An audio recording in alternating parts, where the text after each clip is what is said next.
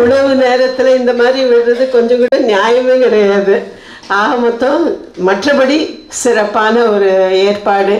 முப்பெரும் விழாவும் வித்தியாசமான முப்பெரும் விழாவாக நான் பார்க்குறேன். ரொம்ப நன்றி. அந்த தயாரிப்பு நம்முடைய உண்மையாலுமே செந்தமிழ் செல்வன், குணசுந்தரி எத்தனை வருஷமாக தெரியும் இப்படியெல்லாம் செய்கிறாங்க அப்படின்னு பார்த்து ரொம்ப மகிழ்ச்சியாக இருக்குது. சுந்தர் இங்கே இல்லை, ஆனால் கட்டாயமாக அவருடைய சிந்தனையில் அம்மா இங்கே இருக்கும். அவர் போட்ட காஃபியெல்லாம் ஜிஆர் சாப்பிட்டு இந்த மாதிரி சொல்கிறது நியாயமே இல்லை. நான் கம்ப்ளைண்ட் பண்ண போகிறேன். உள் போராட்டமும் வெளி போராட்டமும் எல்லா போராட்டமும் நமக்கு சொந்தம். உள்ளேயும் போராட வேண்டியதாக தான் இருந்தது, எப்பவும் இருக்கும். அந்த போராட்டத்தையும் அதுலேயும் வெற்றி பெற்று வெளி போராட்டத்துலேயும் இறங்கி செய்யறது அப்படிங்கிறது தான் நமக்கு முன்னாடி இருக்கிற மிகப்பெரிய சவால் அப்படின்னு நான் நினைக்கிறேன். மாற்றங்கள் பல வகையில் நம்ம கொண்டு வர வேண்டியது இருக்குது. அரசாங்கத்துக்குள்ளே இருந்து அங்கே இருக்கக்கூடிய வேலைகளையும் செஞ்சு மாற்றங்களை கொண்டு வர வேண்டியது இருக்குது. வெளியில் போராடி மாற்றத்தையும் கொண்டு வர வேண்டியது இருக்குது. சேர்ந்து போராடுவோம், ஒன்று சேர்ந்து இந்த வேலையை செய்வோம். அறிவொளிக்கு பேர் வச்ச அந்த ஒரு சிறப்பான ஒரு இடத்த எனக்கு கொடுத்த அந்த அறிவொளி இயக்கத்துக்கும் நான் ஒரு நன்றி சொல்கிறேன். அதோட முடிச்சுக்கிறேன். நன்றி, வணக்கம். நன்றி தோழர். அடுத்ததாக தோழர் சந்திரா அவர்களை அன்புடன் அழைக்கிறோம். அனைவருக்கும் வணக்கம். ரொம்ப ஒரு அருமையான மனநிறைவை தருகின்ற ஒரு நிகழ்ச்சியில் பங்கேற்றதுக்கு மகிழ்ச்சி. குடும்பமாக பங்கேற்கிறதுன்றது ரொம்ப கஷ்டம்தான். நான் எல்லாத்தையும் சொல்ல மாட்டேன், ஆனால் 1-2 விஷயம் மட்டும் சொல்லலான்னு நினைக்கிறேன். 90 அறிவொளி இயக்கம் ஆரம்பித்த பொழுது நான் திருச்சி மாவட்டத்துடைய அனைத்து இந்திய ஜனநாயக மாதர் சங்கத்தின் தலைவர், அனைத்து இந்திய ஜனநாயக மாதர் சங்கத்துடைய மாநில துணை செயலாளர், அது தவிர ஒரு கல்லூரி பேராசிரியர், ஒரு குழந்தைக்கு அம்மா. கிட்டத்தட்ட சிங்கிள் பேரண்ட் மாதிரி தான் அந்த டைம் இருந்தது. நான் குறை சொல்லலை, ரொம்ப கடுமையாக இருக்கும். அதோட குழந்தையும் கூட்டிகிட்டு புதுக்கோட்டைக்கும் காரைக்குடிக்கும் அறிவொளி நிகழ்ச்சியில் பங்கேற்க போவோம். இன்றைக்கி இந்த நிகழ்ச்சியை பற்றி சொன்ன போது கூட பூர்ணிமா கேட்டாங்க. அவங்க நினச்சாங்க இது ஸ்ட்ரிக்டாக அறிவொளியில் பார்ட்டிசிபேட் பண்ணவங்களுக்கு மட்டும் அதற்காக ஏற்பாடு பண்ண நிகழ்ச்சின்னு.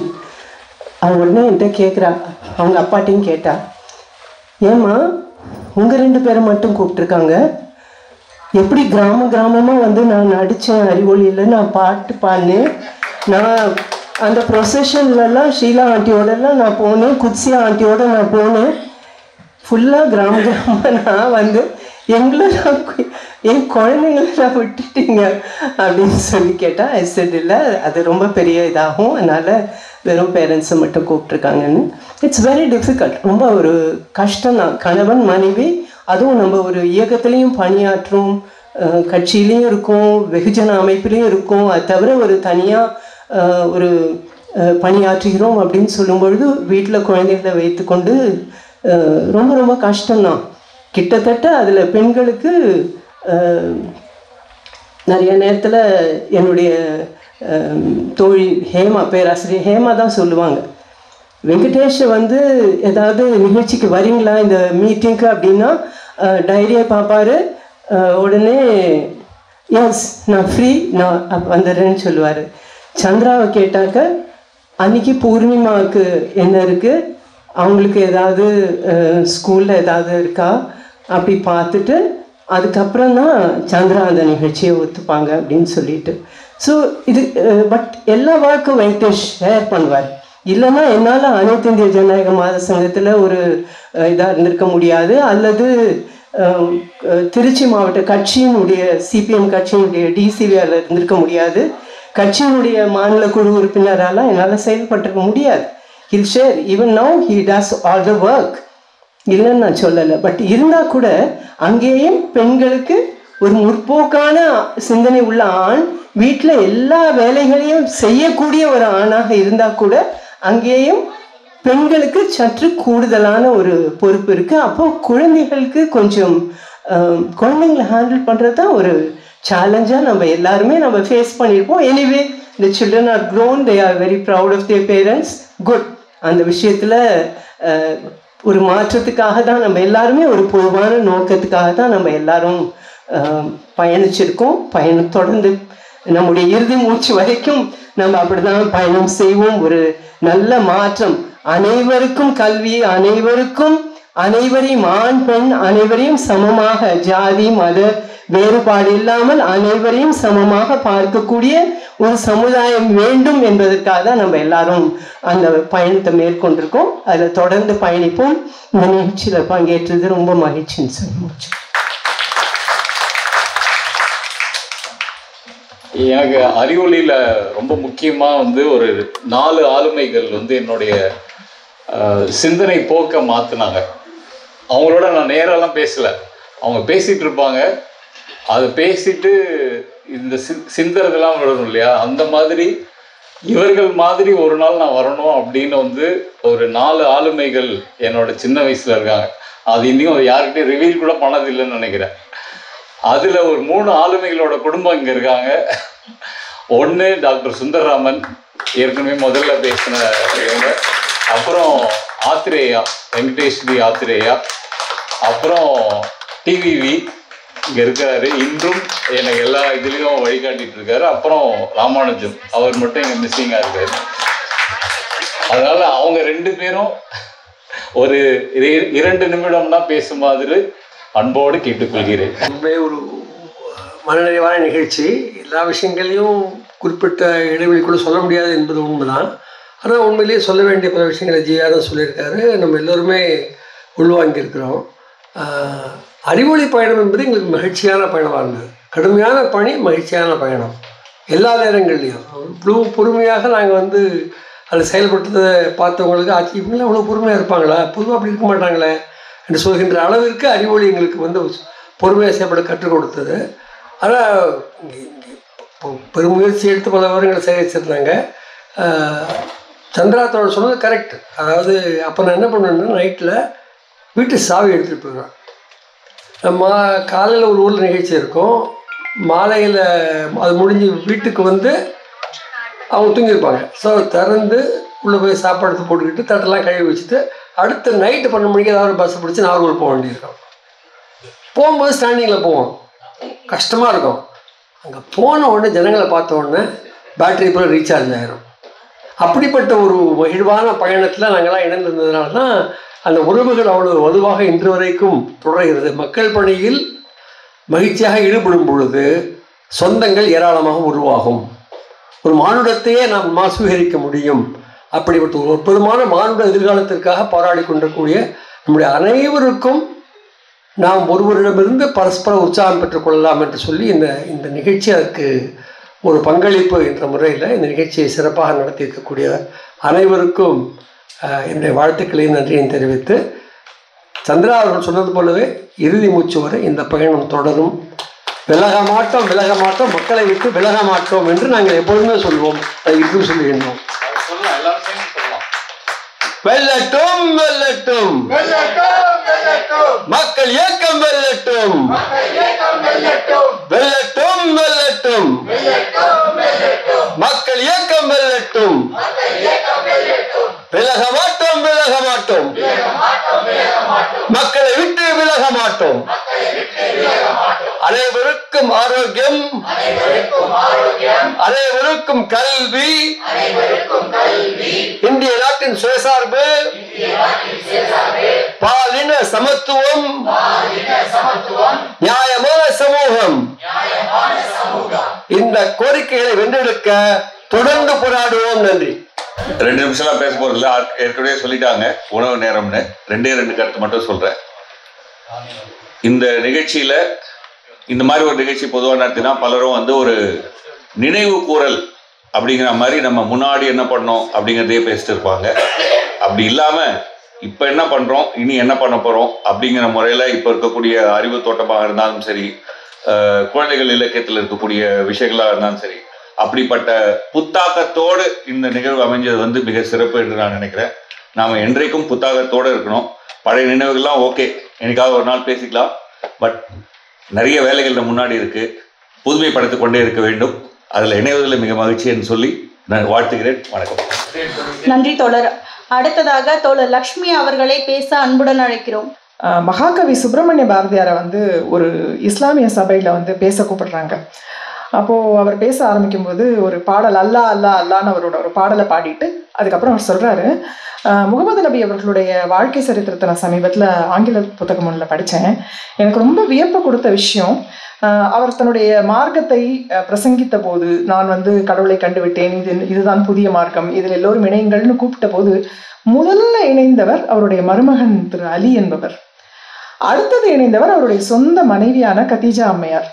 அவர் சொல்லிட்டு பாரதியார் சொல்றாரு, ஒரு மனிதன் மாமனிதன் அல்லது ஒரு அற்புதமான தீர்க்கதரிசி அப்படிங்கிறதெல்லாம் உறுதிப்படுத்தக்கூடிய ஒரே விஷயம் என்னன்னா, அவன் சொல்கிற கருத்துக்களை அவனுடைய குடும்பம் ஏற்றுக்கொள்கிறதா, எந்த அளவுக்கு அதை ஏற்றுக்கொள்கிறதுங்கிறத பொறுத்து தான் அதை முடிவு பண்ண முடியும். ஏன்னா நான் ஆன்மீகத்துல சிறந்தவன் அப்படின்னு வெளியில இருக்கிற ஒருத்தர் நடிச்சிடலாம்.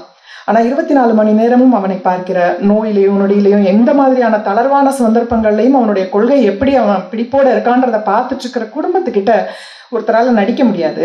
அதனால ஒரு மனிதன் தன்னுடைய கொள்கைகளை, தன்னுடைய சிந்தனைகளை, தான் நம்புகிற கோட்பாட்டை தன் குடும்பத்தையோடு சேர்ந்து பயணிக்கிறார் அப்படின்னா அவரை விட ஒரு பெரிய அற்புதமான தீர்க்கதரிசி, தூதர், இறைவனின் தூதர் வேற யார் இருக்க முடியும்?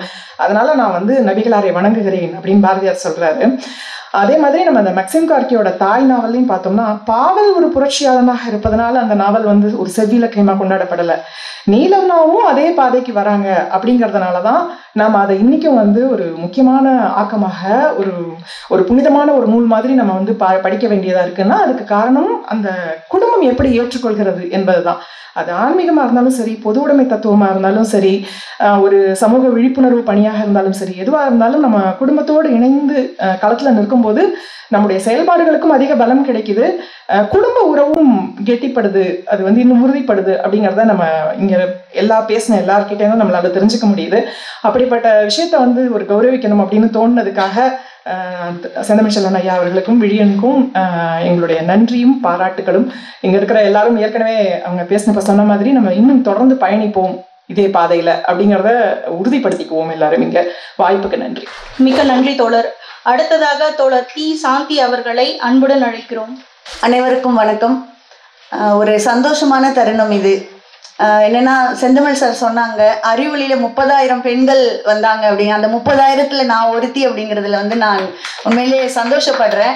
ஏன்னா நான் அறிவொளியில தான் படிக்காதவங்களுக்கு பாடம் சொல்லி கொடுக்கணும் அப்படின்றதுக்காக வந்தேன். அந்த பட்டாப்படியிலேருந்து ஆரம்பிச்சு இன்னைக்கு இந்த மாநில அளவில் இந்த மாதிரியான ஒரு பெரிய கருத்தாளராகவும் கிட்டத்தட்ட இந்த மாதிரி பொது வாழ்க்கையில் இருக்கிறவங்களுக்கு தெரியக்கூடிய ஒரு நல்ல மனுஷியாக உருவாகி இருக்கிறதுக்கு தமிழ்நாடு அறிவியல் இயக்கம் ஒரு மிகப்பெரிய காரணம்.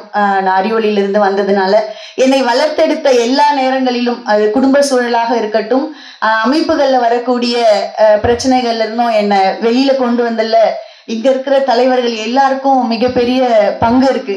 ஏன்னா ஒருத்தவங்களை இந்த மாதிரி ஒரு பெண் சாதாரண கிராமத்திலிருந்து, ரொம்ப குக்கிராமத்துல இருந்து நான் வந்தேன். 10ஆம் கிளாஸ் படிச்சுட்டு அறிவொளிக்கு வந்தேன். இன்னைக்கு நான் ஒரு MA MPhil பட்டதாரி, அடுத்ததாக ஒரு PhD பண்றதுக்கான ஒரு முயற்சியும் பண்ணிட்டு இருக்கேன். ஸோ இந்த அளவுக்கு என்னை வளர்த்தெடுத்ததுல இங்க இருக்கிற எல்லாருக்கும் செந்தமிழ் சார், குணசுந்தரி ஆண்டி, அன்போட நான் சின்ன பொண்ணு 16 வயசுல நான் அறிவொளிக்கு வந்தேன்.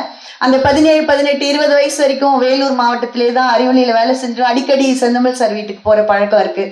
உமாவெல்லாம் நான் அடிக்கடி சொல்லுவேன், இத்தினோண்டு பையனா பார்த்தேன் உன்ன, நீ இன்னைக்கு இவ்வளோ வளர்ந்துருக்கிற, வளரோன்னா இப்படி இல்லை, நீ எல்லா வகையிலையும் வளர்ந்துருக்க, எனக்கு முடியலையே, பொறாமையா இருக்குன்னு அடிக்கடி நான் சொல்றது உண்டு. ஸோ அந்த மாதிரி ஆண்டி எல்லாரும் தோழர் அப்படியெல்லாம் சொல்லும் போது முத ரொம்ப அன்பா குணசுந்தரி ஆண்டி அப்படின்னு சொன்னாலே எங்களுக்கு எல்லாருக்குமே ஒரு சந்தோஷம் வரும். ஏன்னா வீட்டுக்கு போனா கூட ரொம்ப அன்பா அவங்க சொன்னாங்கல்ல, எல்லாருக்கும் சாப்பாடு சமைச்சு கொண்டு போவாங்கன்னு. நாங்க எல்லாருமோ அந்த மாதிரி கூட்டம் நடந்து முடிஞ்சு போகக்கூடிய சமயத்திலயா இருக்கட்டும், ஒரு கூட்டம் நடத்துவதே அவங்களுடைய வீட்லயா இருக்கும். அந்த மாதிரி சமயத்துல எல்லாம் ரொம்ப அன்பா எங்களுக்கு நல்லா சமைச்சு சாப்பாடெல்லாம் கொடுத்து, எங்க வீடு மாதிரி அந்த விருந்தோம்பல் அப்படிங்கிறது அவங்க கிட்ட இருந்து எல்லாரும் கத்துக்கணும். அதுல நாங்க ரொம்ப வருஷம் அவங்க கிட்ட இருந்து நாங்கெல்லாம் அதை கத்துக்கிட்ட விஷயம். இன்னைக்கு அவங்கள நினைச்சா எனக்கு ரொம்ப சந்தோஷமா இருக்கும்.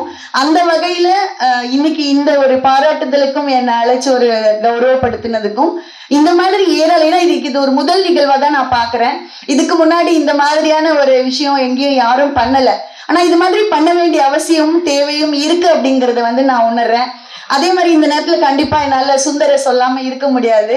ஏன்னு சொன்னா என்னோட அந்த ஆரோக்கியமாக இருக்கட்டும், இன்னைக்கு இந்த அளவுக்கு நான் பேசுறதுக்கு கிட்டத்தட்ட ஒரு டாக்டருக்கு தெரியற அளவுக்கு எங்களுக்கு பயிற்சி கொடுத்து உருவாக்கி இருக்கிறாரு. ஒரு பெண்களுக்கு தேவையான ஒரு வளரிளம் பெண்களுக்காக இருக்கட்டும், பெண்களுக்கான பொதுவான பிரச்சனைகளாக இருக்கட்டும், எந்த தலைப்பு கொடுத்தாலும் இன்னைக்கு டாக்டருக்கு ஈக்குவலா பேசக்கூடிய அளவுக்கு நாங்க வளர்ந்துருக்கிறோம்னு சொன்னா அதற்கு முக்கியமான காரணம் வந்து டாக்டர் சுந்தர்ராமன். எப்பயும் ஒரு சின்ன வேலைனால ரொம்ப தட்டி கொடுத்து நல்லா பண்ற, இன்னும் நல்லா பண்ணணும் அப்படின்னு வளர்த்தெடுத்த ஒரு முக்கியமானவர். அடுத்தபடியாக இங்கே இருக்கக்கூடிய டிவிவிஎன்னால சொல்லாம இருக்கவே முடியாது. குடும்பத்துல பர்சனலா ஒரு 17-18 வயசுல குடும்பத்துல பிரச்சனை வந்த பொழுதும் சரி, எப்படி அந்த நிலையிலிருந்து மாறி அடுத்த கட்டத்துக்கு வரணும், அதுக்கான உதவிகளை எப்படி செய்யணும், நம்மளை நம்ம எப்படி வளர்த்துக்கணும் அப்படின்றதுலயும் சரி, இன்னைக்கு ஒரு அறிவியலை தாண்டி ஒரு அஸ்ட்ரானமியோ இல்ல வேற ஏதாவது ஒரு அடுத்த விஷயத்துக்கு போறப்பையும் நம்மளை எப்படி நம்ம வளர்த்துக்கணும், அங்க எப்படி வழிகாட்டுது நெறிமுறைகள் இருக்கணும் அப்படின்றது இன்னைக்கு வரைக்கும் கூடயே இருந்து சொல்லிட்டு இருக்காங்க. டிவிவி ஆண்களுக்கும் இங்க இருக்கிற மற்ற ஆத்திரையா போன்ற எல்லா தலைவர்களுமே ஒவ்வொருத்தரையும் நம்ம குறிப்பிட்டு சொல்ல முடியும். அந்த அளவுக்கு எங்களை இந்த அளவுக்கு ஒரு நெறிமுறைகளோடு வளர்த்திருக்கக்கூடிய ஒவ்வொருத்தரையும் நான் இந்த நேரத்துல நன்றி கூறுறேன். ஏன்னா இவ்வளவு பெரிய ஒரு விஷயம் அப்படிங்கிறது ஒரு சாதாரணமானது இல்லை. ஒரு பாராட்டு விழாவாக இருந்தாலும் இது தமிழ்நாட்டிலே ஒரு முக்கிய முதலாக நடக்கக்கூடிய ஒரு விஷயம். அதுல இந்த குடும்பத்துக்கு செந்தமிழ் சார் மட்டும் இல்ல, இந்த ஒட்டுமொத்த குடும்பத்திற்கும் இந்த அரங்கத்தில் இருக்கிற ஒவ்வொருத்தருக்குமே நான் நன்றி சொல்ல கடமைப்பட்டிருக்கிறேன். நன்றி. கருத்துக்களை பகிர்ந்து கொண்டதற்கு நன்றி தோழர். அடுத்ததாக ஏற்புரை வழங்க தோழர் வனஜா அவர்களை அன்புடன் அழைக்கிறோம். பேசுவதற்கே வார்த்தை இல்லை, அப்படி ஒரு மகிழ்ச்சியா இருக்கு. முதல்ல வந்து செந்தமிழ் செல்வன் தோழர் அவர்கள் குடும்பத்துக்கு மிகப்பெரிய நன்றி தெரிவிச்சுக்கிறேன். நான் எதிர்பார்க்கவே இல்லை. எனக்கு நிறைய தரம் ஃபோன் பண்ணி சொல்லிக்கிட்டே இருந்தாங்க, நீங்கள் வரணும் வரணும் அப்படின்னு சொல்லி. எதுக்காக இவ்வளோ முக்கியத்துவம் கொடுக்குறாங்க என்னம்மா? ஏன்னா இது நம்ம ஏற்றுக்கிட்டு வந்த இந்த பணி. ஆனால் எனக்கு கம்யூனிஸ்ட் கட்சியில் இப்படியான ஒரு ஏற்பாடு என்பது கிடையாது. ஆனாலும் வந்து இதுக்கு என்ன இவ்வளோ முக்கியத்துவம் கொடுக்குறாங்களே அப்படின்னு நினச்சேன். ஆனால் இங்கே வந்த பிறகு தான் தெரியுது உண்மையிலே ஒரு மகிழ்ச்சியான விஷயம். குடும்பமே எல்லாருக்கும் இந்த மாதிரியான குடும்பம் அமையிறது ரொம்ப ரொம்ப கஷ்டம். பல இடங்களில் தலைவர்கள் மட்டுமே இருப்பாங்க, தலைவிகள் மட்டுமே இருப்பாங்க. ஆனால் இங்கே அப்படி இல்லை. நாம் வந்திருக்க கிட்டத்தட்ட எல்லாருமே வந்து குடும்பத்தோடு வந்திருக்கோம். எனக்கு ஒரு வித்தியாசமான ஒரு சூழல் என்னன்னா, எனக்கு வந்து அரசியல்லாம் என்ன தெரியாது, வீட்டை விட்டு வெளியே வந்ததே கிடையாது. எங்கள் குடும்பம் அப்படி. குறிப்பாக ஏதாவது ஆண்கள் யாராவது வந்துட்டாங்கன்னா வீட்டு உள்ளே போயிடுவோம், வெளியே வர மாட்டோம். அப்படியான ஒரு சூழலில் இந்த சமூகம் என்னை வந்து இந்த பொதுவெளிக்கு தள்ளிவிட்டது. அதுக்கு காரணம் வந்து நான் ஒரு தொழிற்சாலையில் வேலை செய்துக்கிட்டு இருந்தபோது அந்த தொழிற்சாலையில் ஒரு ஸ்ட்ரைக் வந்துச்சு. அந்த ஸ்ட்ரைக்கில் வந்து குமாரதாசனை சந்தித்த போது, ஆமாம், அவரோட நான் எங்கள் 2 பேரும் காதல் திருமணம் என்பது நடந்துச்சு. அப்போதான் எனக்கு ஒரு பெரிய உலகம் இருக்குது, இவ்வளோ பிரச்சனைகள் இருக்குது அப்படின்ற விஷயமே தெரிஞ்சது. நான் இன்னைக்கு வந்து இப்படி வெளியே பேசுகிறேன்னா முதல்ல வந்து குமாரதாசன் தான். அதுக்கப்புறம் என்னுடைய குடும்பம், நான் அமைத்து கொண்ட குடும்பம். நான் எப்பெல்லாம் வந்து சோர்வாக இருக்கும் போதெல்லாம், சோர்வு என்பது தோழர் சொல்லும் போதே சொன்னார், அதாவது வந்து நிறைய நெருக்கடிகள் பிரச்சனைகள்லாம் சந்திப்போம் அப்படின்னாங்க. அந்த மாதிரியான பிரச்சனைகள் சந்திப்பு என்பது வெளியும் இருக்கும், குடும்பத்துக்குள்ளும் இருக்கும், இயக்கத்துக்குள்ளும் இருக்கும். அப்படியெல்லாம் சோர்வாகி வீட்டில் நான் உட்காரும் போதெல்லாம் நிறைய நேரம் வந்து ஜிஆரோட நான் கலந்துக்குவேன். என்னோடய பிரச்சனைகளை சொல்லுவேன், ஒரு தைரியப்படுத்தி அனுப்புவாங்க, திருப்பி நான் ஓடுவேன். வீட்டுக்குள்ளே வந்தாலும் என்னுடைய குடும்பம் அப்படி தான் சொல்லுவாங்க, நிறைய பிரச்சனை இருக்குது, அந்த பிரச்சனையை நோக்கி மாற்றத்தை நோக்கி நம்ம போகணும், எழுந்துரு எழுந்துருன்னு என்னை எப்போவுமே எழுப்பிக்கிட்டே இருப்பாங்க. அதே மாதிரி நான் சார்ந்திருக்கக்கூடிய கம்யூனிஸ்ட் கட்சி வந்து எனக்கு எப்போதும் என் மீது நம்பிக்கை வைத்து 40 ஆண்டு கால பணியை வந்து கொடுத்துருக்காங்க. மாதர் சங்கம் போன பிறகு கட்சியில் ஒரு இடை கமிட்டி செக்ரட்டரியாக என்னை மாற்றி 10 ஆண்டு காலம் என்னை பயணிக்க வைத்தார்கள். இந்த ஆணாதிக்க சமூகத்திலே தோழர்கள் தான் தெரியும் நான் எப்படியெல்லாம் பணியை செய்திருப்பேன் அப்படின்ட்டு. அதுக்கப்புறம் 10 ஆண்டு முடிந்த பிறகு இப்போது எனக்கான பொறுப்பு என்பது குழந்தைகளோடு பயணிக்க வேண்டும் என்ற பொறுப்பை கட்சி கொடுத்திருக்காங்க. அந்த பணியை நான் இப்போது வேகமாக வரக்கூடிய காலத்தில் நம்முடைய குழந்தைகள் ஒரு இடதுசாரி பார்வையோடு வர வேண்டும் என்ற அந்த பயணத்தை தொடர்ந்து நான் செய்துக்கிட்டு இருக்கேன். அருமையான ஒரு நிகழ்வுக்கு எனக்கு வாய்ப்பு கொடுத்தமைக்கு ரொம்ப ரொம்ப மகிழ்ச்சி. நன்றி. நன்றி தோழர். அடுத்ததாக கருத்துக்களை பகிர்ந்து கொள்ள தோழர் தேன்மொழி அவர்களை அன்புடன் அழைக்கிறோம். அனைவருக்கும் வணக்கம். இந்த அருமையான நிகழ்விலே பங்கெடுக்கும்படியாக ஒரு வாய்ப்பினை ஏற்படுத்தி தந்த அருமையான எங்களுடைய செந்தமிழ் செல்வன் ஐயா மற்றும் அம்மையார் குடும்பத்தாருக்கும் தம்பி விழியன் அவருடைய குடும்பத்தாருக்கும் நாங்கள் நன்றி செலுத்த கடமைப்பட்டிருக்கிறோம். 1992 ஆண்டு ஆகஸ்ட் 23 மதிப்புக்குரிய செந்தமிழ் செல்வன் ஐயா அவர்கள் எங்களுக்கு சீர்திருத்த திருமணம் செய்து வைத்தார். அது ஒரு அறிவொளி திருமணம். அவரு திருமணத்துல எங்களுக்கு ஒரு பெரிய ஸ்டீல் ட்ரம் அன்பளிப்பாக கொடுத்தாரு. அதுலதான் இன்னைக்கு நாங்க அரிசி கொட்டி வச்சிருக்கோம். அறிவொளி வந்து அதுல பேர் எழுதியிருக்கோம். ஸோ அந்த அளவுக்கு எங்களுக்கு நெருக்கமான ஒரு குடும்பம். என்னுடைய மகன் அறிவு, நீங்கள் எல்லோரும் தெரிந்திருக்கின்ற அறிவரசி என்கிற அறிவு. இப்போ நம்ம அறிவியல் கூட்டங்கள் நடக்கும்போது அங்க வந்து ஐயாவுடைய பிள்ளைகள் எல்லாம் சாப்பாடு போடுவாங்க, என்னுடைய பிள்ளைகள் சாம்பார் ஊற்றுவாங்க.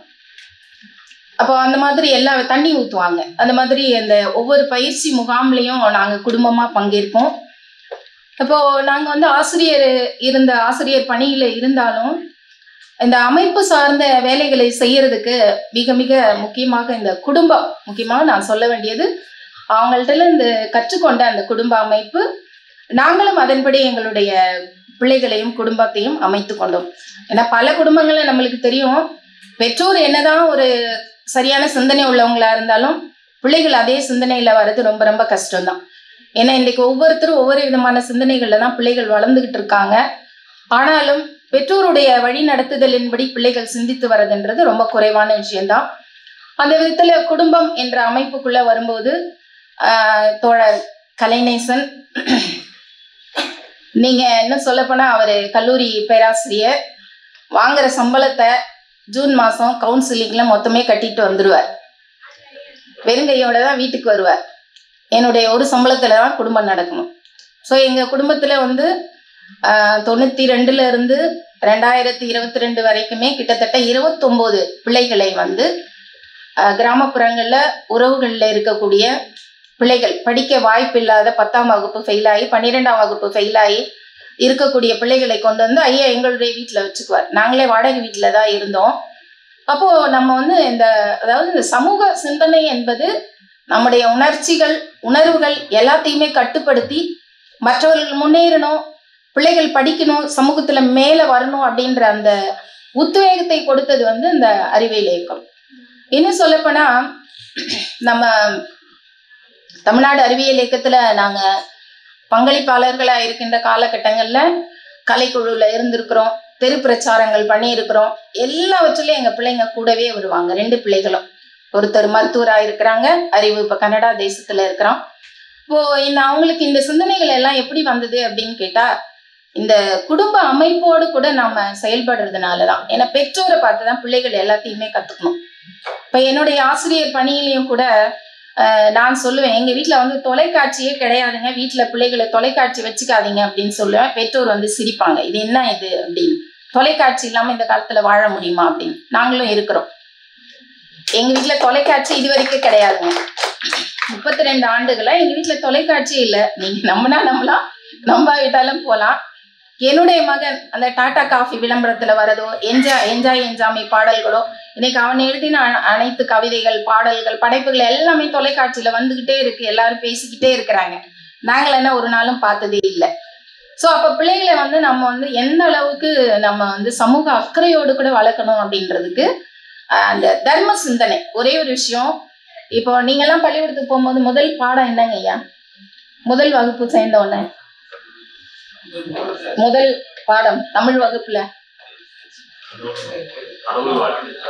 அதுக்கு முன்னாடி ஃபர்ஸ்ட் ஸ்டாண்டர்ட்ல,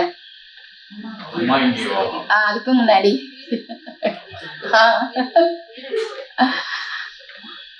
ஆத்திச்சூடி,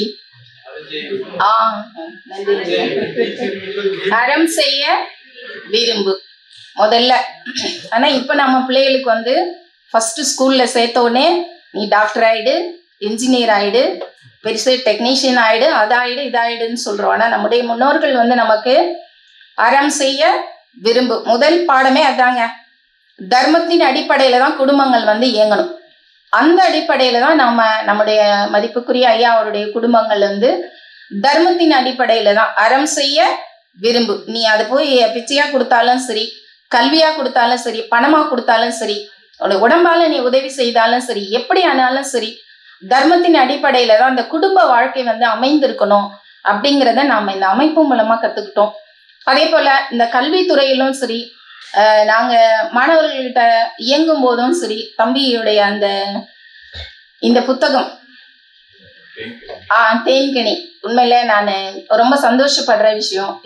இந்த புத்தகத்தை நான் என்னுடைய மாணவர்கள்கிட்ட கண்டிப்பாக நான் எல்லா மாணவர்கள்கிட்டையும் கொண்டு போய் சேர்க்கணும் அப்படின்னு ஆசைப்படுறேன். ஏன்னா பிள்ளைகளுக்கு இந்த காலத்தில் பாடங்களை கற்பித்தல், பிள்ளைகளோடு பேசுவது என்பது அவ்வளோ சாதாரணமான விஷயம் இல்லை. நிறைய இன்ட்ராக்ஷன் இருக்குது. முதல் பீரியடே கவனத்துக்கு கொண்டு வருது. அது முதல் வகுப்பு குழந்தையானாலும் சரி, 12ஆம் வகுப்பு குழந்தையானாலும் சரி, ஏகப்பட்ட சவால்களை நம்ம சந்திக்க வேண்டியிருக்கு. அதனால அந்த விஷயத்துல பிள்ளைகளை நாம் நல்வழிப்படுத்த பெற்றோராகிய நாம வந்து இங்கே கூடி இருக்கிறது. அது குடும்பமாக நாங்க தான் இப்படிலாம் வந்து களத்துல இறங்கி தெரு தெருவா போராடுறோம் அப்படின்னு நான் நினைச்சிட்டு இருந்தேன். என்னை விட பயங்கரமான ஆளுங்கெல்லாம் இங்க இருக்கிறத பார்க்கும்போது ரொம்ப ரொம்ப சந்தோஷமா இருக்கு. இப்படி எல்லாரையும் பார்க்குற ஒரு வாய்ப்பை அமைப்பை ஏற்படுத்தி கொடுத்ததுக்கு நான் மிகவும் நன்றி உள்ளவங்களா இருக்கேன். நல்ல கருத்துக்களை பகிர்ந்து கொண்டதற்கு நன்றி தோழர். அடுத்ததாக ஏற்புரை வழங்க தோழர் சங்கரி அவர்களை அன்புடன் அழைக்கிறோம். அனைவருக்கும் வணக்கம். உண்மையிலே இந்த நிகழ்வு என்பது உளப்பூர்வமாக நெகிழ்வான ஒரு நிகழ்வாக அமைந்திருக்குன்னு பார்க்குறோம். பொது வாழ்க்கையில் ஈடுபடுவது, அதுவும் குடும்பத்தோடு ஈடுபடுவது எல்லாம் நம்ம பேசணும்னு முடிவு பண்ணோம்னா அது 2 நாள் 3 நாள் ஆகும். அவ்வளவு சிரமங்களை உள்ள சந்திச்சு தான் வரணும். அது குடும்பமாக இருந்தாலும் சரி, பொது வாழ்க்கையாக இருந்தாலும் சரி. ஆனால் இதையெல்லாம் உடைத்து வருவதற்கு குடும்பங்களில் இருக்கின்ற ஆண்களுடைய மிகப்பெரிய உதவி என்பது மிக மிக தேவையானது. அந்த ஆணாதிக்க சிந்தனைகளை தகர்த்து பெண்கள் பொது வாழ்க்கைக்கு, பொது வேலையில் போவதற்கு உத்வேகமூட்டக்கூடிய அந்த ஏற்பாடு இருக்கே, அது ரொம்ப ரொம்ப முக்கியமானது. எனக்கு அது 2 வீடுகளிலுமே கிடைத்தது. ஒன்று என்னுடைய தந்தை, 2 வந்து தோழர் தயா. நான் பஞ்சாலை குடும்பம்தான். 2 நிமிஷம் எடுத்துக்கிறேன். நான் பஞ்சாலை குடும்பம். என்னுடைய அப்பா வந்து பஞ்சாலை தொழிலாளி தான். அந்த பஞ்சாலை தொழிலாளர்களோடவே நான் வாழ்ந்திருக்கேன், வளர்ந்திருக்கேன்.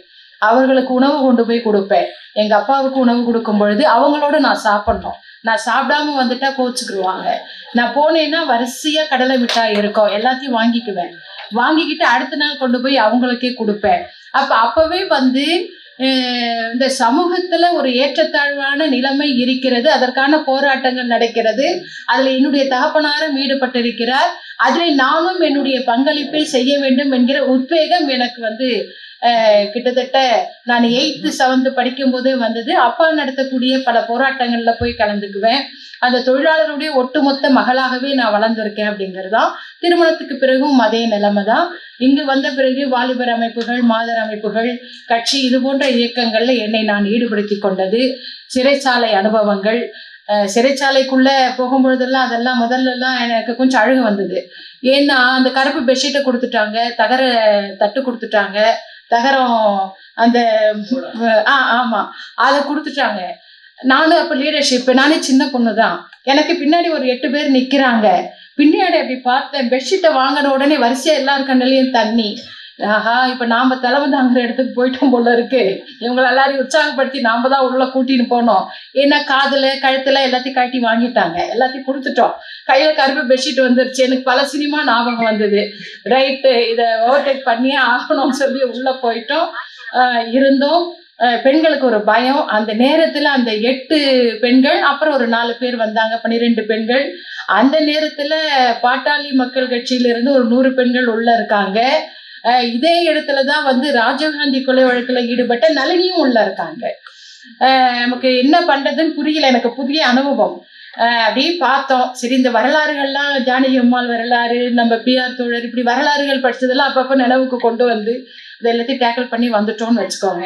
ஆனால் அந்த சிறைச்சாலையில் இருக்கக்கூடிய அந்த பெண்கள், அவங்களோட நாம் பேசும் பொழுது அவங்க வெளியில வரும்போது அவர்களுக்கான அந்த மறுவாழ்வு திட்டங்கள் இருக்கு பாருங்க. நான் ஜெயில இருந்து வெளியில வந்த உடனே வேலூர்ல இருந்து அந்த மறுவாழ்வு மையத்தை தான் நான் போய் பார்த்தேன். அதுல நான் உள்ளேருந்து வரும்போது ஒரு பட்டியலோடு வந்துட்டேன். வந்து அந்த பட்டியலை கொடுத்து இவங்க வெளியில வந்தாங்கன்னா அவங்க குற்றத்தை உணர்ந்திருக்காங்க, அவங்களுக்கு மறுவாழ்வு தேவைப்படுகிறதுங்கிற அந்த வேலையை செய்த போது இன்னைக்கு வரைக்கும் அந்த பெண்கள் நம் இயக்கத்தோடு நம்ம ஒரு நல்லது செஞ்சோங்கிற அந்த உணர்வோடு இருக்காங்க அப்படிங்கிறது. 2வது அனுபவம் சிறைச்சாலையில கேபி ஜானகியம்மாள் இருந்து அந்த கொட்டடிக்குள்ள போயிட்டு வந்துட்டேன். அதுக்குள்ள போய் உட்காந்து பாப்பம்மாவும் ஜானகி அம்மாவும் இருந்த அந்த கொட்டடிக்குள்ள போய் நளினி எப்போ போகும் வெளியே வெயிட் பண்ணிக்கிட்டே இருந்தேன். அந்த இவங்க சூப்பரண்ட் வந்து ரொம்ப நெருக்கமாக இருந்ததுனால நான் ஒரு 10 நிமிஷம் அதுக்குள்ள இருக்கணுங்க, எனக்கு பர்மிட் கொடுங்க அப்படின்னு கேட்டு உள்ள போய் உட்கார்ந்து அப்படி ஒரு அசை போட்டுட்டு வெளியில வந்தது. இது எல்லாமே பொது வாழ்க்கையில் குடும்பங்களோடு ஈடுபடுவதற்கு உத்வேகமூட்டக்கூடிய ஒரு நிகழ்வுகளாக அமைந்தது. இங்க ஆளுமைகள் எல்லாம் இருக்காங்க. அந்த ஆளுமைகளுடைய வழிகாட்டுதல்கள், குடும்பங்களோடு இணைந்து இருப்பது அப்படிங்கிறதெல்லாம் சுதா தோழர்கிட்ட எனக்கு நிறைய அனுபவங்கள் இருக்கு. வீட்டுக்கு வந்துட்டாங்கன்னா நாங்க 3 பேரும் சேர்ந்து சமைப்போம். நானு சுதா தோழரு, தயா தோழரு எல்லாரும் சேர்ந்து சமைப்போம். அவங்க ஒண்ணு சமைப்பாங்க, நாங்க ஒண்ணு சமைப்போம். ஏதோ ஒண்ணு சமையல் பண்ணி சாப்பிடுவோம். அப்படியாக இயக்கமாக இருந்தாலும் குடும்பமாக இருந்தாலும் ஒரு கூட்டாக எப்படி இருப்பது, எல்லா வேலைகளையும் எப்படி இணைத்து கொண்டு செல்வது என்பது ரொம்ப ரொம்ப முக்கியம். அதை வந்து நிறையவே கற்றுக்கொண்டிருக்கின்ற இயக்கங்களாக பொது வாழ்க்கையில இருந்திருக்க முடிகிறது. குடும்பங்களையும் இணைத்து கொண்டு இயக்கங்களையும் இணைத்து கொண்டு செல்வது என்பது நிறைய இழப்புகள் வரும், நிறைய இழந்திருக்கலாம், நிறைய பெற்றிருக்கலாம். இவை எல்லாமே நல்ல அனுபவங்களாக எடுத்துக்கொண்டு அடுத்த கட்டத்திற்கு பணிகளை மேலும் முன்னெடுத்து செல்வதற்கு உத்வேகமாகத்தான் இந்த நிகழ்வு என்பது அமைந்திருக்கு அப்படிங்கிறத நான் பார்க்குறேன். இந்த நிகழ்வை சிறப்பாக அமைத்து கொடுத்து தோழர் செந்தமிழ் செல்வன், உமான் தான் வருது, எனக்குமே உமாநாத்தின் கூட்டே தான் பழக்கம். ஆகவே இந்த குடும்பத்தில் உமாநாத்தினுடைய எழுத்து பயணம் என்பது சிகரங்களை நோக்கி அமைய வேண்டும். ஒரு சில புக்குகளை வாங்கணுங்கிற எண்ணம் கூட வந்துச்சு. 2-3 தான் நான் படிச்சிருக்கேன். போகும்போது கலெக்ட் பண்ணிக்கலான்னு இருக்கேன் நான். ஆகவே அவருடைய எழுத்து பயணம் சிகரங்களை நோக்கி அமைய வேண்டும் என்கிற வாழ்த்துக்களையும் தெரிவித்துக் கொண்டு தோழருக்கு பிறந்தநாள் வாழ்த்துக்களையும் தெரிவித்துக் கொண்டு நிறைவு செய்கிறேன். நன்றி. வாழ்க்கை அனுபவங்களை எங்களோடு பகிர்ந்து கொண்டதற்கு நன்றி தோழர். அடுத்ததாக ஏற்புரை வழங்க தோழர் மஞ்சுளா அவர்களை அன்போடு அழைக்கிறோம். பொது வாழ்க்கையில் ஈடுபடக்கூடிய குடும்பங்களை பாராட்டுவதற்கு மிகவும் நன்றி. இந்த மகிழ்ச்சியான நேரத்துல எல்லாரும் ரொம்ப பசியோடு இருக்கோம். ஒரே ஒரு விஷயத்த மட்டும் சொல்லிட்டு நான் முடிச்சுக்கிறேன்னு நினைக்கிறேன். பாரதியார் அவர்கள் வந்து ஒரு கான்ஃபரன்ஸ்க்காக மேல்நாடு போட்டுக்கும் போது அங்க வந்து நிவேதிதா அவர்கள் வந்து கேட்குறாங்க, எங்க உங்க ஒய்ஃப் நீங்க மட்டும் வந்திருக்கீங்களே அப்படின்னு சொல்லிட்டு. இல்லை ஒய்ஃப் எல்லாம் எதுக்கு வரணும், நான் வந்தா போறாதான். என்னங்க இது 50% பெண்கள் இருக்கக்கூடிய உங்க நாட்டில் 50% பெண்கள் போராடாம வெளியில வராம எப்படிங்க நீங்க நினைச்சுக்கிட்டு இருக்கிற அந்த சுதந்திரம் வெற்றி பெறும் அப்படின்னு சொல்லி கேட்குறாங்க. இவருக்கு சம்மட்டியால் அடிச்ச மாதிரி வீட்டுக்கு வந்த உடனே தமிழ்நாட்டுக்கு வந்த உடனே ஒய்ஃபை வெளியில கூப்பிட்டு வராரு. அப்பதான் முதல்ல வெளியில கூப்பிட்டு வந்து தோளோட தோல் போட்டு அந்த வீதியில நட போடுறாரு. எல்லாரும் கேலியும் கிண்டலுமெல்லாம் பாக்குறாங்க அந்த காலத்துல. ஆனா அதுதான் முதல்ல வந்து பெண்களை வெளியில கொண்டு வரணுங்கிறதுக்கான அவர் புத்தியா இருக்குது. அந்த மாதிரி தான் நம்ம குடும்பங்கள்ல வெறும் ஆண்கள் மட்டும் வெளியில வந்துடுறதால நம்ம நினைச்சிட்டு இருக்கிற இந்த சமூக முன்னேற்றம் வந்து கிடைச்சிடாது, சமூக மாற்றம் கிடைக்காது. ஒவ்வொரு ஆணும் வந்து தன்னுடைய வீட்டுல இருக்கிற பெண்களை வெளியில கொண்டு வந்து அவங்கள வெளியில வேலை செய்ய வைக்கிறது தான் முக்கியமான பங்குன்னு நான் நினைக்கிறேன். என்னை பொறுத்த வரைக்கும் எங்க அம்மா வந்து மாத சங்கத்துல முக்கியமா வேலை செஞ்சுட்டு இருந்தாங்க. அதை பார்த்துதான் நான் இன்ஸ்பயர் ஆகி நான் வந்தேன். இப்போ என்னோட குழந்தைங்க 2 பெண் குழந்தைகளுமே வெளியில இந்த சமூக மாற்றத்துக்கான வேலைகளை ஈடுபட்டிருக்காங்க. இதெல்லாம் நான் மட்டுமே முடிகிற காரியம் கிடையாது. என் கூட தோல் நின்று தோல் இருக்கிற தேவப்பிரகாஷ் கூட நின்னதுனாலதான் இதெல்லாம் சாத்தியமாச்சு. பெண் குழந்தைகள் வந்து வெளியில கொண்டு வந்துட்டு அவங்கள வந்து இந்த ஒரு நிலவி கொண்டு வரணும்னா கூட இருக்கிற ஆணும் வந்து அதுக்கு துணை நிற்கணும். அதுதான் ஒவ்வொரு குடும்பத்திலையும் நடக்கணும்னு நான் சொல்லி கேட்டுக்கிறேன். இந்த வாய்ப்புக்கு நன்றி கூறி விடைபெறுகிறேன். நன்றி, வணக்கம். நன்றி தோழர். அடுத்ததாக ஏற்புரை வழங்க தோழர் பூங்கோதை அவர்களை அன்புடன் அழைக்கிறோம். அனைவருக்கும் அறிவியல் வணக்கம். நான் வந்து சாதாரண ஒரு குடும்பத்துல பெண்கள் வந்து எங்க குடும்பத்திலே யாருமே படிக்கல. எங்க அப்பா மட்டும் ஒரு 5வது படிச்சிருந்தாரு. அப்படி இருந்த குடும்பத்துல இருந்து என்னை முத படிக்க வெளியே அனுப்புனதே எங்க அப்பா தான். எங்க குடும்பத்துல யாருமே என்னை வெளியே அனுப்பவே விரும்பல. அப்படி இருக்கும்போது எங்க அப்பா மட்டும் வெளியே வேதாரண்யம் வரையில படிக்க அனுப்புனதே அவரு தான். அதுக்கு அடுத்து குடும்பம், அடுத்து உதயன் அவர்கள் தான் என்னை எந்த அளவுக்கு கொண்டுட்டு வந்து எல்லா அமைப்புகள்லயும் வேலை பார்த்திருக்கேன். வாலிப சங்கத்துல மாநில குழுவில் இருந்திருக்கேன். அது போல மாவட்ட சங்கத்துல மாவட்ட தலைவராக இருந்திருக்கேன். அறிவியல் இயக்கத்துல மாநில குழு உறுப்பினராக இருந்திருக்கேன். அது போல மற்ற எல்லா அமைப்புகளும் இப்ப இருக்க டாஸ் அமைப்புலயும் மாநில குழுவுல இருக்கேன். அந்த அளவுக்கு இன்னைக்கு வந்து பெரிய ஒரு இதுவா உருவாக்கியிருக்கேன், ஒரு தலைமை வரையில உருவாக்கியிருக்கேன் அப்படின்னு சொன்னா அதுக்கு உதயம் தான் முதல் காரணம். பொதுவா பெண்கள் வந்து வெளியே வந்தா வர்றதுக்கு காரணம் ஆண்கள் அப்படிங்கிறதையும் பார்க்கணும். ஆண்கள் வெளியே வர்றதுக்கு பெண்களும் காரணமா இருக்கணுங்கிற உதாரணத்துக்கு தான் இந்த கூட்டம் நடக்குது அப்படிங்கிறத நான் பாக்குறேன். அப்ப அப்படி வரக்கூடிய இந்த கூட்டத்தை பெருசா எடுத்து பெண்களையும் நம்ம வந்து குடும்பத்தோட இருக்கக்கூடிய அந்த குடும்பத்தையும் வெளியே கொண்டுட்டு வந்து பாராட்டணும், அவங்களுக்கான அந்த மதிப்பை ஏற்படுத்தி கொடுக்கணும், அந்த குடும்பத்துக்கான மதிப்பை உருவாக்கணும் அப்படின்னு சொல்லி நம்ம செந்தமிழ் ஐயா அவர்களையும் அவங்க குடும்பத்தை சார்ந்த அனைவருக்கும் முதல்ல பெரிய நன்றியும் பாராட்டையும் தெரிவிச்சுக்கிறேன். ஏன்னா இன்னைக்கு குடும்பத்துல உள்ள எல்லா நண்பர்களும் இயக்க ரீதியா சிந்திக்கும் போதுதான் அதை பார்த்து மற்ற எல்லாரும் சிந்திப்பாங்க. ஒரே ஒரு உதாரணம் சொல்றேன். நான் வந்து இயக்கத்துக்கு வந்ததுக்கு அப்புறம் முத வந்து அழகு போட்டியை எதிர்த்து நம்ம வந்து பெங்களூரு ஒரு ஆர்ப்பாட்டத்துக்கு போறோம். அந்த சமயத்துல பார்த்தா அறிவொளியில பலர்ந்த 2 நண்பர்கள் வீட்டுக்கு வந்துடுறாங்க. எனக்கு என்ன பண்றதுன்னே தெரியல. நம்ம வேற பஸ் எல்லாம் ரெடியா வந்து நிக்குது. நாங்க இப்ப கிளம்பி போகணும், அங்க ஏற்பாடு பண்ணி வச்சிருக்க எல்லாத்தையும் கூட்டிட்டு போகணும். அந்த சமயம் பார்த்து 2 பேரும் வந்துடுறாங்க, ரமேஷ் சரஸ்வதி அப்படின்னு சொல்லிட்டு. என்ன பண்றதுன்னு தெரியல. அந்த பையனை வீட்டுக்கு போங்க, 2 நாள் கழிச்சு வாங்க, இது முடிச்சுட்டு வந்துடுறேன் அப்படின்னு சொல்லிட்டு போக மாட்டேங்கிறாங்க. எனக்கு என்ன பண்றதுன்னு தெரியல, நீ மட்டும் வாமா அப்படின்னு சொல்லிட்டு அந்த பொண்ணு போட்டிருந்த கம்மல் அடகு வச்சுட்டு பஸ் ஸ்டாண்டு பணத்தை கட்ட சொல்லி வாங்கன்னு கூட்டிட்டு போயிட்டோம். அந்த ஆர்ப்பாட்டத்துக்கு கூட்டிட்டு போயிட்டோம். அந்த பையன் என்ன பண்ணாலும் தெரியல, நாங்க பேசாம போயிட்டோம். 2 நாள்ல கழிச்சுதான் வர்றோம். வரும்போது பார்த்தா அந்த பையன் வீட்லயே உட்காந்துருக்கான், எங்கேயும் போகல. எங்களுக்கு என்ன பண்றதுன்னு தெரியல. எங்க பெரிய தம்பியும் நான் தான் வீட்டுல இருக்கோம். அப்ப வந்து பேச்சலார தங்கியிருக்கோம். அப்ப அவங்க என்ன பண்ணு, நீ போய் அவங்க 2 பேத்துக்கு ட்ரெஸ் 2 மாலை வாங்கிட்டு வா, ஒரு மஞ்சள் கயிறை வாங்கிட்டு வா அப்படின்னு சொல்லிட்டு 2 பேத்தையும் கூப்பிட்டு அந்த என்ன பண்ணிட்டோம், 2 பேர் மாலையை போட்டு யாருமே இல்லை, எங்க தம்பி நான் மட்டும்தான் இருக்கோம். உதயன் கூட அந்த சமயம் வேற எங்க போயிருக்காரு, ஒரு கூட்டத்துக்காக வெளியூர் போயிருக்காரு. இன்னமும் போயிட்டே தான் இருக்காரு. அது வேற அந்த மாதிரி 2 பேர் மட்டும்தான் இருக்கோம். நானும் என் தம்பியும் தான் இருக்கோம். நான் போய் ட்ரெஸ் மாலை இந்த காயெல்லாம் வாங்கிட்டு விட்டோம். யாருமே இல்லை. தூங்கி எந்திரிச்சதையும் அப்பதான் காலையில தான் வந்து இறங்குறோம். அந்த பையன் இருக்கான், பேசாம ஒண்ணு செய்யுங்க, 2 பேரும் மாலையை போடுங்க, குளிச்சு ரெடியாகி மாலையை போடுங்க அப்படின்னு சொல்லிட்டு இது கட்ட வச்சுட்டோம். மஞ்சள் கயிறை கட்ட வச்சுட்டோம். கட்டிட்டு நீங்க கோயிலுக்கு போயிட்டு வாங்க அப்படின்னு சொல்லி கோயிலுக்கு அனுப்பி விட்டோம். ஆட்டை பிடிச்சி கோயிலுக்கு போங்க, கோயிலுக்கு போயிட்டு அப்படியே உங்க வீட்டுக்கு போயிட்டு வாங்க அப்படின்னு சொல்லி அனுப்பிடுறோம். அதுக்குள்ள என்ன ஆயிடுச்சுன்னா, அவங்க வந்து அவங்க வீட்டுக்கு போறாங்க, கோயில் கூட போல நேரா வீட்டுக்கு போறாங்க. வீட்டுக்கு போனா அந்த பொண்ணோடைய வீட்டுல இருந்து ஆட்டோல ஒரு உருட்டுக்கட்டையோட ஒரு ஆட்டோ ஃபுல்லா வர்றாங்க, அடியாட்கள வர்றாங்க. அப்போ வரும்போது இந்த மாதிரி வந்தாங்களே, என் பொண்ணு வந்தாங்களே, எங்க அனுப்புன அப்படின்ட்டு அதான் தெரியுமே, கோபத்துல எந்தெந்த மாதிரி எல்லாம் பேசுவாங்கன்னு நிறைய பேசுறாங்க. உருட்டுக்கட்டையை எடுத்துக்கிட்டு எல்லாம் கீழே இறங்கி வந்துட்டாங்க வீட்டுக்குள்ள. நான் சொன்னேன், அவங்க வந்தாங்க, நீங்க வந்து வீட்டுக்கு போங்கன்னு வீட்டுக்கு அனுப்பிவிட்டோம். அது மட்டும் இல்லாம கோயில்ல போய் மாலை மாத்தி திருமணம் முடிச்சுட்டு வந்துட்டாங்க.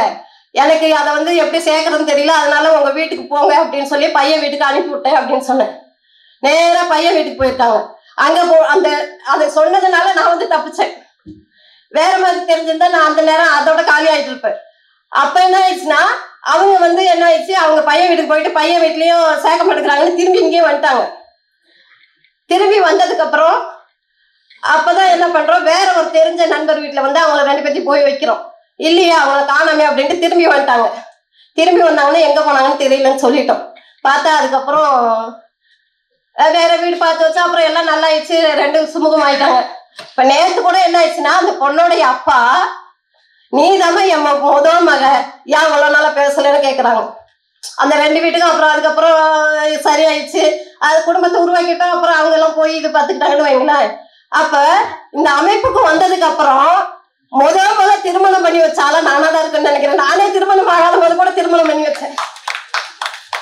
அப்ப அந்த மாதிரி நானும் சரோஜா தோழருக்கு அறிவியல் இயக்கத்துல அந்த சமம்ங்கிற சரிநிகர் அமைப்பை வந்து சுய உதவி குழு வந்து நிறைய உருவாக்கலாம், ஒரு 100-102 குழு வரையில உருவாக்கலாம்.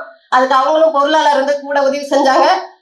அது மட்டும் இல்லாம இன்னைக்கு வந்து டாஸ் அமைப்புல இருந்து எல்லா பொறுப்புகள்லையும் நிறைய இடங்களையும் அது மக்களை போய் சென்றடையக்கூடிய அறிவொளி காலத்துல இருந்து அறிவொளிலேயே எப்படின்னா நான் வந்து ஒரு தனியார் கம்பெனியில வேலை பார்த்தேன். அறிவொளின்னு சொன்னதையும் மக்களுக்கு செய்யணுங்கிற ஒரு நோக்கத்தோட அந்த கம்பெனியை வந்து வேணான்னு சொல்லிட்டு எழுதி கொடுத்துட்டு அறிவொளியில வந்து சேர்ந்தேன்.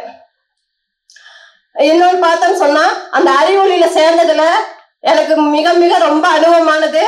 மற்றவங்களுக்கு சொல்லி கொடுக்கறத விட எங்க அம்மா வந்து கை நாட்டு வச்சுக்கிட்டு இருந்தாங்க. முதல்ல அவங்களுக்கு எழுத படிக்க சொல்லி கொடுத்து கையெழுத்து போட வச்சது எனக்கு வந்து ரொம்ப பெருமையா நினைக்கிறேன். அப்ப இந்த மாதிரி வந்து நிறைய அனுபவங்கள் இருக்கு. அந்த அனுபவம் மட்டும் இல்லாம இன்னைக்கு அமைப்பு ரீதியா எங்களுக்கெல்லாம் தலைமை தாங்கக்கூடிய எங்களை எல்லாம் உருவாக்கின பெரிய பெரிய அதிகாரிகள் நண்பர்கள்லாம் இருக்கிற இடத்துல எங்களையும் கூப்பிட்டு பாராட்டு தெரிவிச்சதுக்கு உண்மையிலே ரொம்ப நன்றி. ரொம்ப எப்படி சொல்றது தெரியல, அந்த அளவுக்கு ரொம்ப இந்த குடும்பத்துக்கு வந்து ரொம்ப நன்றியை தெரிவிச்சுக்கிறேன். நன்றி. இன்னொன்று மட்டும் சொல்லிக்கிறேன். பொதுவா இன்னைக்கு வந்து என்ன செய்யறோம்னா வேலைகளை மட்டும் அரசு வேலை வாங்கிக்கணும்னு நினைக்கிறோம். ஆனா நம்மளோட பிள்ளைகளை வந்து சேர்க்கறதுல இங்கிலீஷ் மீடியம் தனியார் மீடியம் படிக்க வைக்கணும்னு நினைக்கிறோம். அப்படி இல்லாம நாங்க எவ்வளவு சிரமங்கள் இருந்தாலும் எவ்வளவு கஷ்டங்கள் இருந்தாலும் எங்க கொள்கையில இருந்து மாறுபடாம எங்க குழந்தைய வந்து தமிழ் மீடியம் அரசு பள்ளியில தான் படிக்க வைக்கிறோம் அப்படிங்கிறத சொல்லிக்கிறேன். நன்றி. ஏற்புரைக்கு நன்றி தோழர். அடுத்ததாக நம்மிடையே கருத்துக்களை பகிர்ந்து கொள்ள தோழர் செந்தமிழ் செல்வன் அவர்களின் இணையர், விழியனின் தாயார், அனைவரிடமும் அன்புடன் பழகக்கூடிய நல்ல பண்பாளர் தோழர் குணசுந்தரி அவர்களை அன்புடன் அழைக்கிறோம். அவையில் உள்ளிட்ட அனைத்து நல்லெண்ணங்களுக்கும் நன்றி. ஈன்ற பொழுதும் பெருந்தோக்கும் தன் மகனை சான்றோன் என கேட்ட தாய் அப்படின்னு ஒரு வார்த்தை இருக்கு. உண்மையிலே நான் ரொம்ப சந்தோஷப்படுறேன். என் பையன் 50வது புக்கு வெளியிட்டது ஒரு நெகிழ்வான தருணமாக இருக்குது. நான் நிறைய பேச விரும்பலை, ஏன்னா எல்லாருக்கும் சாப்பாடு அழைக்கிறது, செவிக்கு நாளில் உணவில்லாத போது இது வயிற்றுக்கும் ஏற்படும்னாங்க. நிறைய பேசினாங்க பெரிய ஆளுமைகள். சிரமமின்றி சிகரம் இல்லை என்று சிகரத்தை தொட்ட சீமான்கள்லாம் நம்மக்கிட்ட இருக்காங்க. நான் 2-3 விஷயத்தை மட்டும் உங்களுக்கு சொல்ல விரும்புகிறேன். வீடு என்பது செங்கல், மணல், செம்மண், அப்படியே கம்பி இதை கொண்டு கட்டினது. ஆனால் குடும்பம் என்பது அன்பு, பாசம், பரிவு, விடாமுயற்சி, தூக்கம், துணிவு எல்லாத்தையும் சேர்த்து கட்டினது தான் குடும்பம் என்பது. ஆனால் இன்றைக்கு உறவுகளை விமர்சிக்கக்கூடிய கட்டாயத்தில் இருக்கிறோம். நான் பார்க்குற விஷயத்தை தான் உங்ககிட்ட ஷேர் பண்ணுறேன். உறவுகள் வீட்டுக்கு வந்த உடனே குழந்தைகள் ஒரு பூன் சிரிப்பு சிரித்து விட்டு கணினி மையத்துக்கு போயிடுறாங்க. அதே மாதிரி உறவுகள் உணர்ச்சி வசமாகிறது அந்த காலம். ஆனால் இன்னைக்கு கடமையாய் பார்த்து கொண்டு இருக்கிறது இந்த காலமாக இருக்குது. ஏங்க ஒரு அரை மணி நேரத்துக்கு முன்னே சொல்லினா நான் ஸ்விக்கியில் ஆர்டர் பண்ணிட்டு இருப்பேனே சாப்பாடு என்ன, சங்கரி சொன்னது போல் சுதா எல்லாரும் இணைஞ்சு செய்த காலமெல்லாம் மாறி போச்சு. அது இன்னொரு விஷயம் என்ன சொல்லணும்னு ஆசைப்படுறேன்னா, அந்த காலத்தில் திரைப்பட நடிகர்கள், பெரிய ஜாம்பவான்கள், செல்வந்தர்கள் கிட்டலாம் தொலைபேசி என்பது இருந்தது. ஆனால் இன்னைக்கு சாதாரண மக்கள்கிட்ட எல்கேஜி படிக்கிற குழந்தை கூட மொபைல் வச்சுட்டு இருக்கிறாங்க. அந்த மொபைல் கூட பெரியவங்க 2 செல்லு 3 செல்லு, குடும்பத்தாருக்கு ஒன்று, ஆஃபீஸுக்கு ஒன்று, மற்ற ஆளுகளுக்கு ஒன்றுன்னு செல்களை மாற்றி கொண்டிருக்கிறார்கள். கதவை திறந்தால் காற்று வருகிறதோ கொசு வருகிறதோ இல்லை, அலைபேசியின் அழைப்பு மணி ஓசிக்கொண்டே இருக்கிறது. அது மிக தொல்லையாக கூட பார்க்குறோம். ஏன்னா உறவுகளிடம் பேசுறதுக்கே இல்லை. நம்ம சொல்கிற மனைவி கிட்ட பேச இருப்போம், முக்கியமான ஒரு விஷயம் வந்திருக்கு அப்படின்ற ஒரு உணர்வுல தான் இன்றைக்கு காலகட்டம் போயின்னு இருக்கு. இன்னொரு முக்கியமாக நான் ஒரு விஷயங்கள் பேசணும்னா, அந்த காலத்தில் ஒரு கூட்டு குடும்பமாக இருந்தோம். ஒரு தாழ்வாரத்தில் எல்லாம் படுத்துக்கணும். ஒரு டிவி இருக்கும், ஒரு மொபைல் நம்பர் இருக்கும், ஒரு கடிகாரம் இருக்கும், விடியற்காலம் 5 மணிக்கு எழுந்துக்கும். எல்லாரும் இணைஞ்சு செய்யக்கூடிய ஒரு தொழிலாக இருந்தது, ஒரு குடும்பமாக செயல்பட்டு இருந்தோம். ஆனால் இன்னைக்கு ஒரு வீட்டுக்கு 4 பிள்ளைங்க, 4 பெட்ரூம், 4 கடிகாரம், 4 டிவி, இப்படி எல்லாம் வாங்கி கொடுத்தோம். கடைசியில் என்ன ஒரு பெரிய கேள்விக்குறின்னா, அப்பா அம்மா என்ன சொல்கிறாங்க, நாங்கள் தான் கஷ்டப்பட்டோம், நீங்கள்லாம் சந்தோஷமாக இருங்க, அதே அட்டாச் பாத்ரூம், அட்டாச் எல்லாமே அட்டாச்சுன்ட்டு நீங்கள் 2 பேரும் அட்டாச் ஆகுங்க, நாங்கள் வெளிநாடு போகிறோன்னு பசங்க எல்லாம் அந்த வீட்டை முதியோர் இல்லமாக மாற்றி விட்டு சென்று விட்டார்கள். ஒரே சொல்லில் சொல்லணும்னா, கவிதை என்றால் அது அம்மா, சரித்திரம் என்றால் அது அப்பா. இப்படி தான் என்னால் ஃபீல் பண்ண முடியுது. நிறைய பேசணுன்னு நான் என் மனசுக்குள்ளே ஏற்றுக்கின்னு வந்தேன். எங்கள் குடும்பத்தார் எல்லாரும் வந்திருக்கிறாங்க. மதிய அமர்வில் நிறைய உங்ககிட்ட பகிர்ந்துக்கணும்னு ஆசைப்படுறோம். நன்றி. அவங்கள பற்றி முன்னாடி, அதாவது ஒரு பல வருடங்களுக்கு முன்னாடி இவங்களை பற்றி எனக்கு கூட ஒரு முக்கியமான ஞாபகம் என்ன அப்படின்னு சொன்னாக்க, அறிவொளி சமயத்தில் 30,000 பெண்கள் சேர்ந்தாங்க இல்லையா, அந்த பெண்களுக்கு இருக்கக்கூடிய பிரச்சனை என்பது அவங்க கண் முன்னாடி வந்ததும் புதுமையா யோசிச்சு சகோதரி மையம் அப்படின்னு ஒன்று ஆரம்பிச்சு பலருடைய பிரச்சனைகளை தலையிட்டாங்க. அது அவங்க சொல்லல, நான் நிச்சயமா சொல்லணும்னு நினைக்கிறேன். எனக்கு அவர் வேலூர் டிரான்ஸ்ஃபர் பண்ணிட்டாரு. எனக்கு ஒரு 6-7 மாதம் கழிச்சு டிரான்ஸ்ஃபர் வருது சென்னையில். அப்போ அதே இந்த மாதிரி கலப்பு திருமணம் பண்ணவங்களுக்கு வீடு கிடைக்கிறது போனோடனே நீங்கள் என்ன ஆள் என்ன எல்லாம் கேட்பாங்க. வீடு கிடைக்கிறது அது ஒரு பெரிய சிக்கலாக அந்த பீரியடில். அப்போ இவர்கிட்ட சொன்னேன், நான் வீடு வேணும், இந்த மாதிரி சென்னைக்கு வரேன்ட்டு. நான் சேர்றதுக்குள்ள வீடு எல்லாமே அட்வான்ஸ் கொடுத்து எல்லாமே நேராக புது வீட்டுக்கு போகிறோம். நான் அந்த மாதிரி இப்போ இருக்கிறாங்களான்றது எனக்கு தெரியல. அன்றிலிருந்து தொடர்ந்து நட்பு இன்னைக்கு வரைக்கும் இருக்கிறேன். அப்புறம் எல்லாரும் ஆமாம் குணசுந்தரி சொன்னாங்க, ஈன்ற பொழுதில் பெரிதுவக்கம் தன் மகனை சான்றோன் என கேட்டதான்ட்டு. இவர் ஏதோ செந்தமிழ் செல்வனும் குணசுந்தரியும் பெற்ற மகளாக இருந்தாங்க. இன்னும் சொல்ல போனால் அறிவொளி இயக்கத்தினுடைய குழந்தை. 1980 அறிவொளி இயக்கம் துவங்கிய போது அவர் பிறந்தது. அறிவொளி இயக்கத்தினுடைய குழந்தை. ஸோ அறிவொளி இயக்கம் பெருமைப்படக்கூடிய ஒரு விஷயம். நாம் பார்த்து வளர்ந்த குழந்தை நம் இயக்கத்தை கண்டு அந்த இயக்கத்தினுடைய அடிப்படையான கொள்கைகளை ஆழ் மனதில் பதித்து கொண்டு அவைகள் ஒவ்வொன்றாக எழுத்து வடிவில், புத்தக வடிவில், எல்லா வடிவிலும் வந்திருக்கிறது. ஆனால் அறிவியல் இயக்கத்தில் ஈடுபட்ட நமக்கு எல்லாருக்குமே அவர் குழந்தை தான். அந்த அறிவொளி இயக்கம், அறிவியல் இயக்கம் பெற்றெடுத்த குழந்தை இன்றைக்கு 50வது புத்தகத்தை வெளியிட்டிருக்கிறது. நாம் எல்லோருமே உள்ளபடியே மனப்பூர்வமாக மகிழ்ச்சி அடைய வேண்டிய ஒரு தருணம். இந்த வாய்ப்பு அளித்ததுக்கு நன்றி, வணக்கம்.